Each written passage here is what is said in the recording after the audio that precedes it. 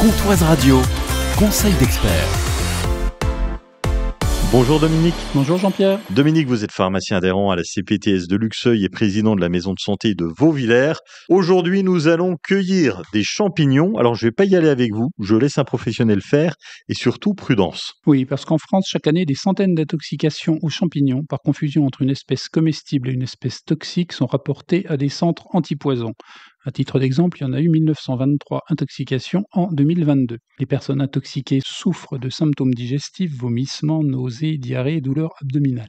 Elles peuvent également souffrir de vertiges, tremblements, fièvre, transpiration. Parfois, ces symptômes sont associés à une insuffisance rénale, des troubles cardiaques, une destruction des cellules du foie nécessitant une greffe. Tous les ans, il y a des intoxications graves qui laissent des séquelles. Tous les ans, il y a des morts par confusion entre espèces de champignons. Il y a des confusions qui sont plus fréquentes que d'autres. Oui, alors les espèces toxiques les plus souvent en cause sont le bolet de Satan, qui est confondu avec des cèpes, des agarics jaunissants, qui sont confondus avec des agarics champêtres, c'est-à-dire le rosé des prés, l'antholome livide, qui est confondu avec le clitocybe nébuleux, qui est lui le gris de sapin, les lépiodes vénéneuses et l'amanite phalloïde sont confondus avec les coulmelles, l'amanite tumouche peut être confondue avec l'oronge. Quelques conseils pour faire la cueillette en toute sécurité. Il ne faut cueillir que des champignons parfaitement connus et les mettre dans un panier, jamais de sac en plastique.